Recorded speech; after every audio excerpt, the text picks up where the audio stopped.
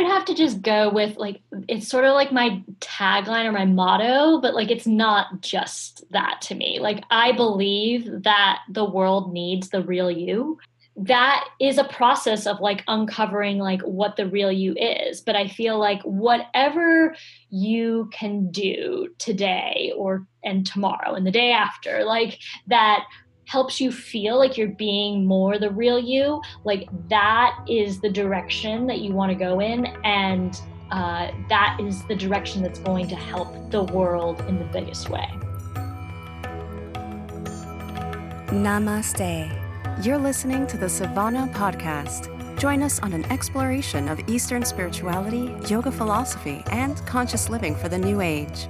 This podcast is a production of SavannahSpirit.com, the best place to shop for unique clothing, spiritual handcrafted jewelry, healing gemstones, and fair trade gifts from the Far East.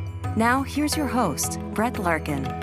Hello, Savannah family. If you missed Tuesday's episode, we're talking to Danielle LaRock. She has been called a visionary empath and a small but mighty powerhouse. She is a breakthrough practitioner. How cool is that? Breakthrough practitioner. It means she empowers purpose-driven people to heal themselves from disease and misalignment through actualizing their calling to heal the world. So in Tuesday's episode, if you missed it, we talked a lot about this idea of healing yourself, whether it's from disease or just maybe some negative thought patterns you have. So you want to make sure to check out Tuesday's episode. Today, Danielle's going to take us deeper. She's going to tell us how we can connect with our authentic vision, how we can really step into a calling that feels bigger than just ourselves, but really like feels so right. And then how we can best serve the world in our own unique way and kind of have an action plan around our calling.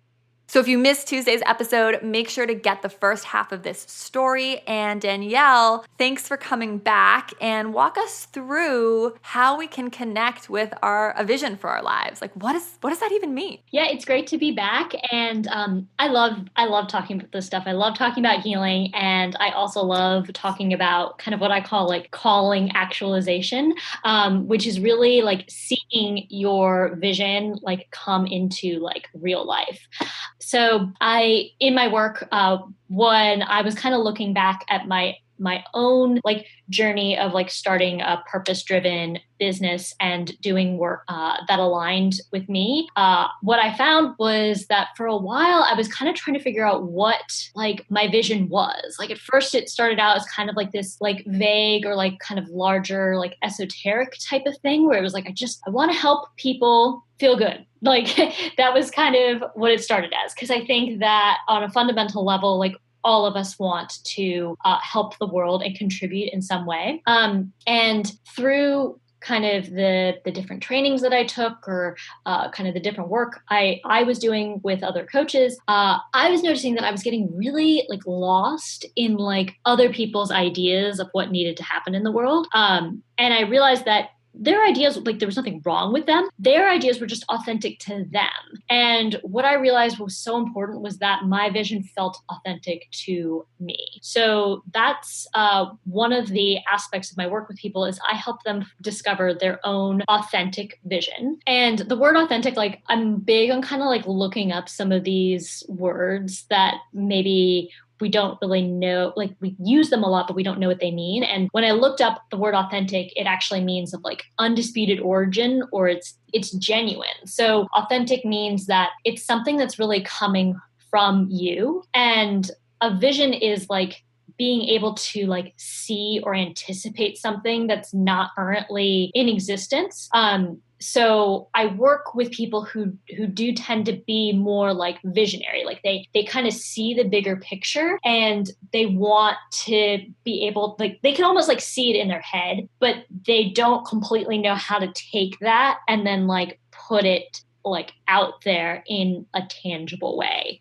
Right. So it's like you were saying, like this idea of I want to heal people, but it's like, what does that look like? I mean, because you could do that as a massage therapist, or you could do that as a life coach, or you could even do that as an executive, probably in the right circumstance. Yeah, it's so true. So I work with people on kind of discovering kind of like their why behind their vision, which I feel like is so important because if we don't know why we're doing something, then we can come up with like a ton of different what's, like a ton of different alternatives. But it's not about jumping to, the choices or the options. It's more about connecting with the greater reason why you want to move in like a new direction. And does that why have anything to do with the core belief we talked about in Tuesday's episode? Or how do people uncover that why statement? Because that sounds critical to this whole process. Yeah. I've done a lot of different types of exercises around like uncovering your why. And I found that my why was like completely related to like the kind of the deeper root story that was also keeping me stuck. Like I feel like my root story was a lot around like feeling like I was broken, I wasn't good enough, something was wrong with me, and that I just like couldn't love myself. I feel like my why behind like not only the work that I do, but the way that I practice living my life is to love unconditionally so that we can all make a difference. So what I'm finding is that like the more that I'm able to love myself, the more that I'm able to like support other people in loving themselves unconditionally, I feel like we're able to make more of a difference in the world from that place. And I want to go deeper with you on so many things, but before we move on, can you share with us what does practicing self-love look like for you? Because I feel self-love is this word that gets tossed around a lot in the spiritual community, even on this podcast. Where self-love is, we all want it, but what does it concretely look like? I love to ask guests when they come on the show in your life.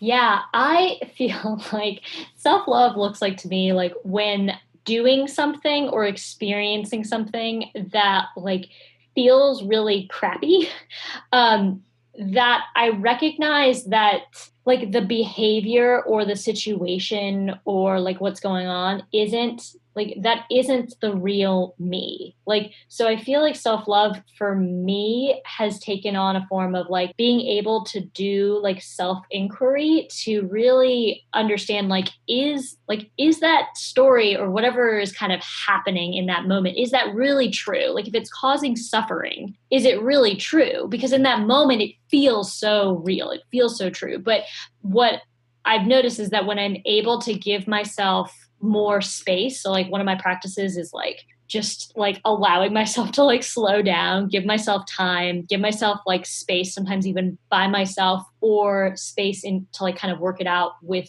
another like trusted person in my life. That has allowed me to be able to love these aspects of myself that sometimes like come out, and sometimes I'm like, damn it, you again, like I don't like this part of myself.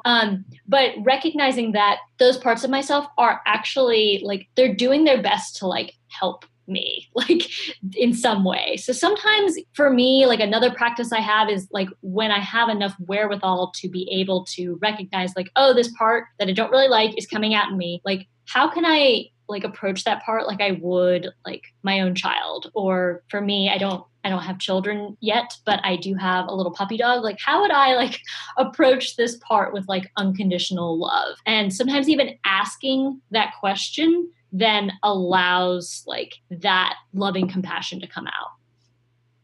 No, that makes a lot of sense. It sounds a lot like the idea that is so omnipresent in meditation and yoga, which is this idea that you aren't your thoughts, right? You are the space behind your thoughts. And instead of reacting to everything we think, we can create a little space, create loving kindness, create compassion, or even just not take so seriously all the different things we may be thinking. So thank you for sharing that. Tell us now about this idea of creating what you call your sacred offering. I love that. So someone, like we were using the example, someone wants to heal people. I remember I felt that way years ago, right? I had no idea how to execute on anything. I just knew I wanted to make a difference. I knew I felt like I was a healer deep inside, but I didn't know what that looked like concretely. I'm sure that's similar for many people who work with you, and maybe for many of our listeners. What is this process then of how you figure out how to serve the world in a unique, specific way?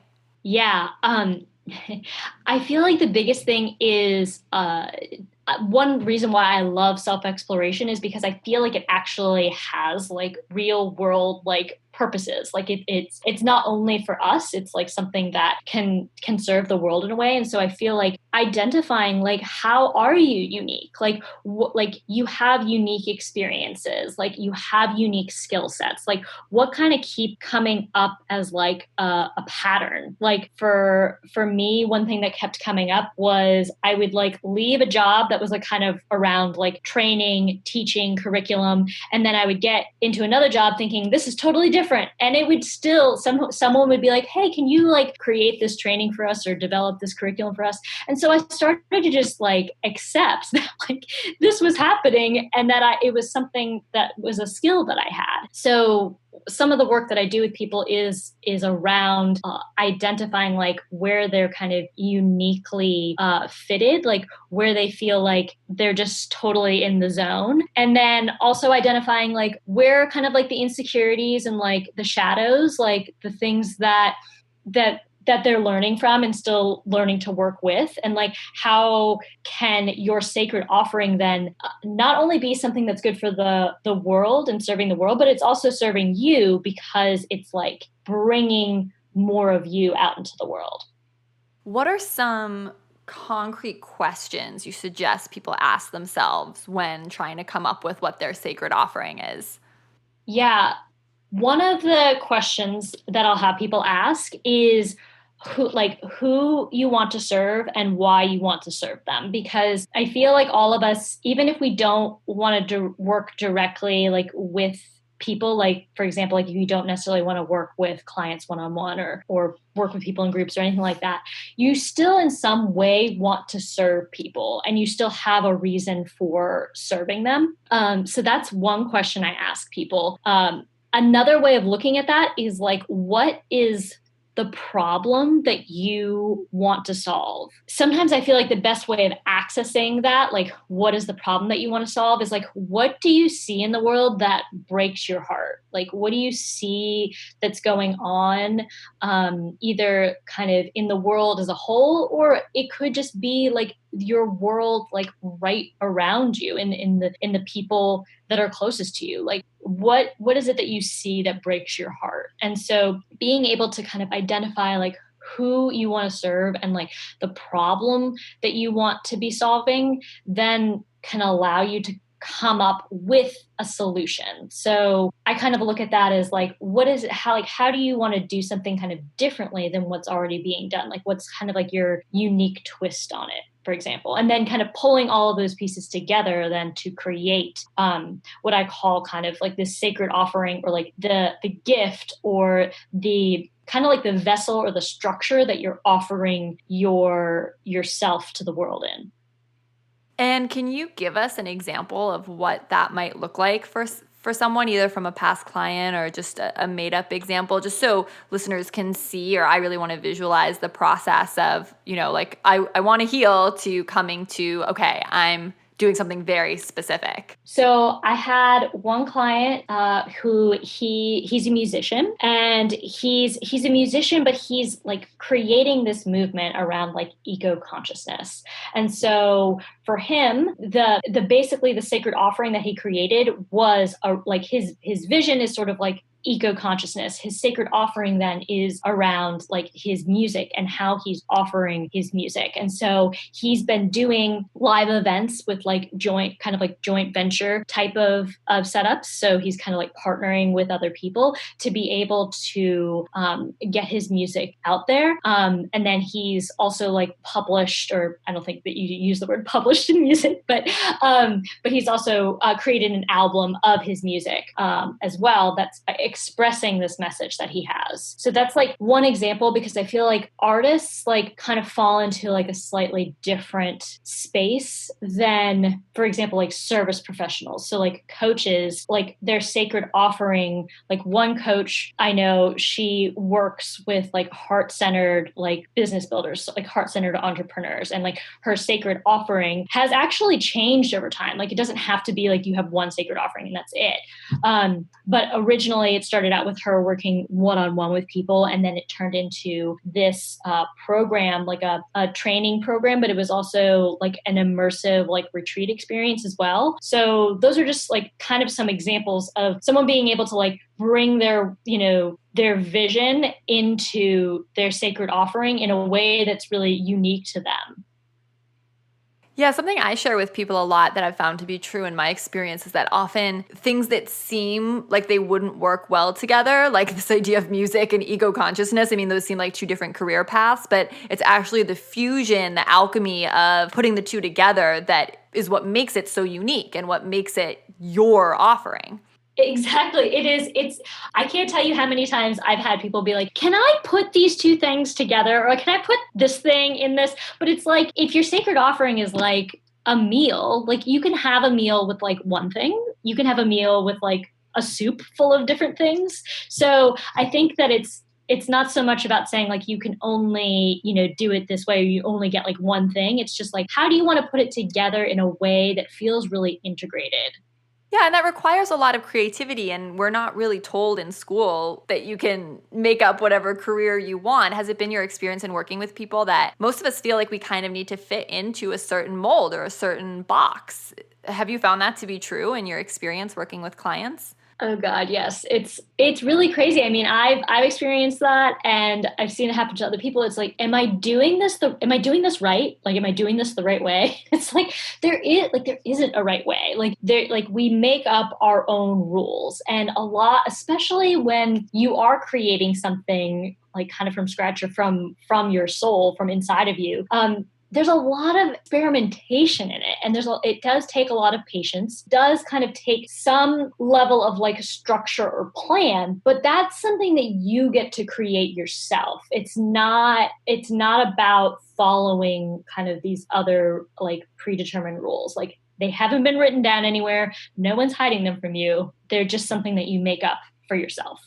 When you're creating something totally new, like what we're talking about here, I think what comes up for a lot of people is fear, right? Because you're paving a new way, or you're doing something that hasn't been done before, or you're combining two things that seem completely in opposition. What advice do you have for people when they're face to face with that fear? Yeah, can really appreciate that, because that's something that I feel like anybody who's creating something from their soul is going to experience practically on a daily basis. And it's one, I would say you're not alone. Sometimes I think fear has this weird way of playing tricks with our mind and saying like, there's something wrong with you because you're feeling afraid. The other thing is, I would also, what happens for me is like when I am feeling fear around creating something or putting something out there, or a lot of times it's fear of the outcome, the like fear that the outcome won't turn out the way that I want it to. It's not always the easiest practice, but it's basically understanding like, what is like the outcome that you want? Like, what is that getting you? Like who do you get to be with that outcome? So for example, like if somebody wants to like say like work with like several new clients and are putting, all this energy into it, et cetera, and they're really hoping for this outcome, what is it that you think is going to be different when you're working with this number of people? And a lot of times, like what people will answer from that is like they'll feel more congruent, or they'll feel like they have more freedom, or they'll feel like they have more purpose. They feel like they'll have more focus. And all of those things are things that you can actually have or experience like right now. So a lot of times what helps me move through fear is not trying to like stomp it out or anything like that, but just acknowledging it, and then acknowledging where it's coming from, realizing that things are already okay as they are. And then I feel like that helps the fear dissolve a bit, and then it's easier to then keep going, because then it becomes fun. So I was interested in what you were saying about the outcome. So it's almost like if there's something you want to have happen, realizing that whatever that's going to make you feel, you already have within you right now. Is that what you meant? Yes. Yeah, I like that a lot. And I don't know, but do you think you could go as far to tell people or say to people that if they're feeling fear, that's actually a sign that they're moving in the right direction? Yeah, I actually do believe that. It's sort of like, there's fear that feels like you're kind of like leaning off of the edge of a cliff kind of thing, like you're on the edge, like how they talk about in yoga. It's like going to your edge, like, and then there's like you can kind of tell the difference between fear, like, oh my gosh, like this is so big and I feel really good about it, but I'm like afraid it like won't happen. And like, I think that there's sort of like this fear, or I kind of think about it as like a contracting feeling of like dreading like what's going to happen. And I feel like that's a little bit different, because sometimes like people are like, well, I feel afraid. Like, should I just not do it? And I think that it kind of depends on, if that fear also is kind of mingled with like this excitement. Like, do you really want that thing to happen? And then that's why you're feeling afraid. Then yes, I think that means like you're going in the right direction. Yeah, fear and excitement are almost the same energetic quality, just with different lenses on it. And I love what you shared about the analogy of it being like a stretch, because I know as a yogi, and I'm sure yogis listening, you do know the difference, right? Between, oh, this is my edge, I'm stretching, this feels good, as compared to like, ow, I've just pulled a muscle. That's definitely going too far. And I think we can definitely use that to sort of see where we are on our own fear barometer, so to speak. The next thing I wanted to ask you about was what you call your impact plan, sort of the next step that you take people through when you work with them,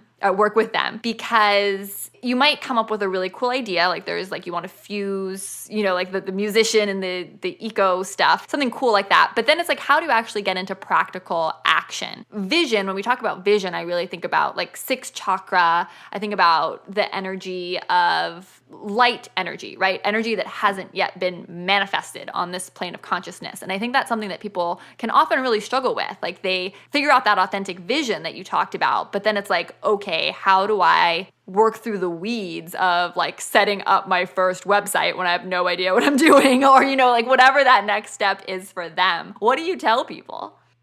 Yeah, exactly. And I think that that's I like what you said about like the sixth chakra. Like, I had one friend who was telling me that she went to it was like kind of a yoga spiritual event, and they had all these different bins with different colored stones that were for each chakra. And like all of like the 7, 6, like, heart chakra and up, they were like gone, or like almost gone. And then like the root chakra and the solar, maybe solar plexus maybe had some people picking at it, but like, like a lot of times, like people who are really into like spirituality and inner work and growth, and people who are really visionary and empathic and feel a lot, like it can be challenging for us sometimes to then like take all of that energy and like put it into kind of more of like a structure. But what I've learned is that having some structure, not like a ton, but just having a really simple structure actually creates far more freedom, creates far more clarity, and it also creates far more like desired results. Like you actually are seeing like the plant grow. So I think it's a lot about helping people uncover like what is like their main objective, like what is their strategy around that, like a simple strategy around that, and then like how do they then implement that. Kind of, I called it impact plan because it is taking action. It's taking action, and the outcome or the result or like the intention of taking that action is to create this positive impact. So 2 things. One, Savannah listeners, if you haven't listened to the podcast episode, a couple episodes back with Anodeo Judith that I did, who's one of the world authorities on the chakra, she talks a lot about what Danielle and I are talking about right now, about how to manifest something, right? Because it's almost, I don't want to say it's easy to have a vision. Nothing's easy, but to actually execute on that vision is quite challenging. And that's where that current of manifestation, moving down the chakras, is incredibly important. And we have a whole episode on that. So make sure to check out the Anodeo Judith episode if you're interested. And then Danielle, the next thing that made me think of, and I wanted to ask you, was like, how do people find that balance between structure and freedom? And what does that look like for some of your clients? I mean, does it look like maybe waking up at a certain time each day and dedicating a certain amount of time, a certain time of the day to that vision? Or how do you kind of recommend that people set up that framework that you talked about? Yeah, it does depend a lot on like the client, like their personality, kind of, I mean, even just sort of like their communication style. Like I have some clients who are like, I like to be like super hyper organized. I want to put everything in my like Google Calendar and like block out my times. Like, and then I have other clients who it like that would probably stress them out a little bit. They still do well with having kind of like, okay, this is my objective, and then like, you know, maybe this is sort of like my general strategy for like achieving that objective, and like maybe I'll like write my journal about it, like make a short to-do list like each day or something like that. So I think that there's kind of different tactics for each person, but it's sort of like creating like whatever routine structure works best with your life right now. Because the other thing that I found is that sometimes what worked for you before might not work for you now. So you kind of end up having to like change your approach a little bit. Like somebody who has 3 kids, a dog, and a husband is going to be in a different situation than somebody who's living on their own and has a full-time job. I'm just kind of making these things up right now. But it sounds like no matter who we're talking about, your message is that routine is important. I do believe that some routine is important because it does create a balance, not only like in you, like kind of taking that action, but also in like self-care. Because that's the other thing that I notice with the people that I work with. Like we tend to be kind of like driven people. And sometimes like when you get so connected to your vision, like all you want to do is like work on it all the time, or like be engaged with it all the time. And there also needs to be a time to like kind of turn off or like recharge, or kind of just do something different that maybe has no, at least surface level relationship with your vision, so that you can kind of get juice from other areas too. No, that makes perfect sense. And the last question I have for you really is around kind of your role and what it is you do. How and why would someone need to hire a coach or want a coach to do this work? I mean, I'm not doubting at all that there's value in it. I'm just wondering if you can walk for us and for the listeners too, like at what point does someone know that like they need help? Like they can't do this alone, just with a journal. Like they need to work with someone like you. And then when they do work with someone like you, what is that relationship like? Like how is working with a coach valuable or invaluable when someone's struggling with some of these issues?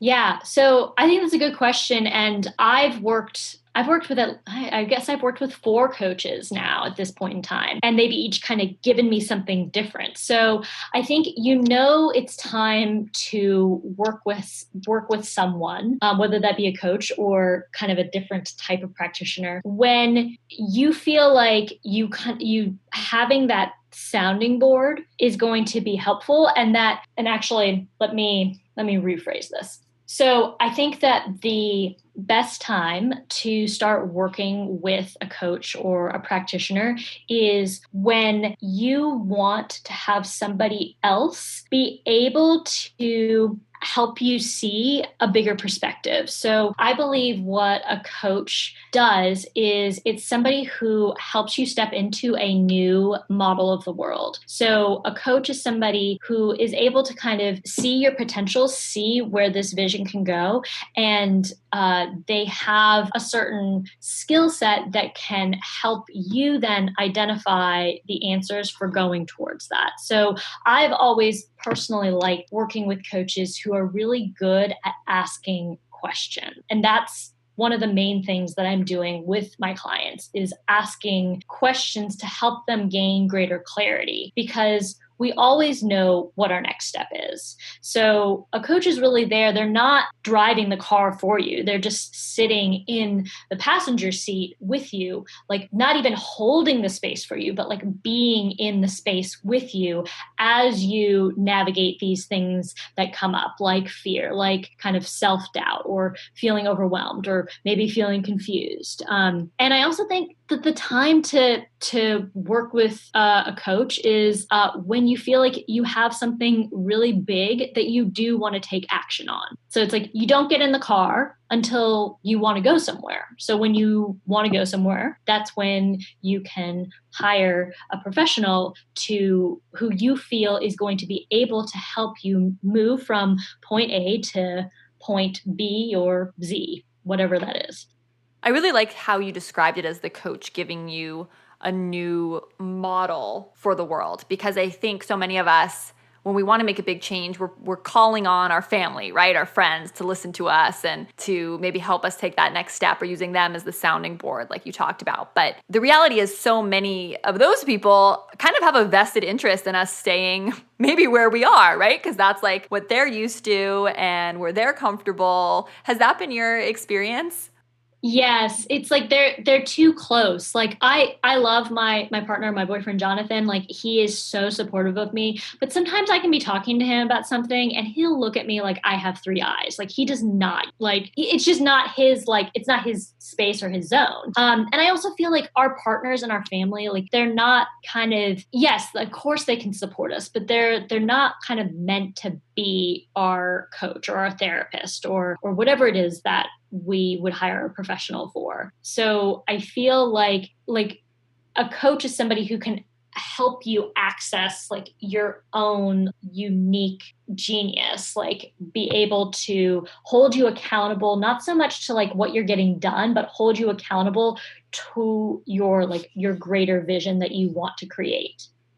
I love that. Danielle, if there's one thing you really want Savannah listeners to take home, to take to heart after both of our conversations together, like a parting thought or word of advice that you really want them to remember, what is that? I would have to just go with like, it's sort of like my tagline or my motto, but like, it's not just that to me. Like, I believe that the world needs the real you. That is a process of like uncovering like what the real you is. But I feel like whatever you can do today and tomorrow and the day after, like that helps you feel like you're being more the real you, like that is the direction that you want to go in. And that is the direction that's going to help the world in the biggest way.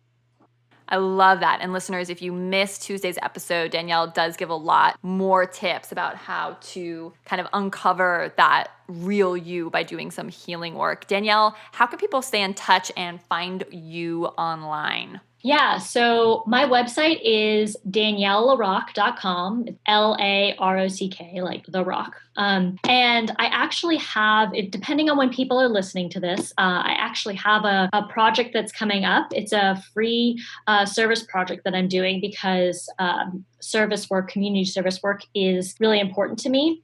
So this project is called the Heal You Project, and it's for 40 of my fellow world healers, my fellow mission-driven empaths and visionary entrepreneurs to be able to heal that deeper story that's keeping you trapped or stuck in misalignment or even disease like I was experiencing. So I'm really basically giving people a free session that's sort of like a taste of the breakthrough work that I do so that they can uncover like that deeper story. So they can go to my website, daniellelarrock.com, and sign up there. And it's a project that right now I'm running it from February 5th through April 5th of 2018. So if they catch this episode after that, you can still check out my website. I may run this project again, or there may be some other resources that I can offer you at that point. Amazing. That sounds incredible. And I'm sure there'll be a lot of people wanting to take you up on that. Many, many thanks, Danielle, on behalf of me and our listeners. It's been so fun connecting with you. And Savannah listeners, thank you as always for your encouragement, your feedback. Let me know what you thought of this week's episode with Danielle. We would love to hear from you, either in the private Facebook group or here on iTunes. You know, even if iTunes isn't how you normally listen to the show, the biggest way you can make an impact is by leaving us a rating or review right here. It's the easiest way to give back. and to let me know topics and speakers you care the most about. Again, my goal is to make the podcast everything you want it to be. I'm thrilled to be on this journey with you. I hope you have a beautiful day full of yoga, meditation, and that you take some of these exciting concepts that Danielle shared with us to heart and start living into your sacred offering, authentic vision, and, step into an action plan as well. Why not? So much love from my heart to yours. Namaste. You've been listening to the Savannah Podcast. To find out more about Savannah, go to savannahspirit.com or follow Savannah on Facebook at facebook.com/Savannah Spirit. For daily inspiration, check out our blog at You've been listening to the Savannah Podcast. To find out more about Savannah, go to savannahspirit.com or follow Savannah on Facebook at facebook.com/Savannah Spirit. For daily inspiration, check out our blog at savannaheast.com. Be sure to join us next week for a new episode, and thank you for listening to the Savannah Podcast.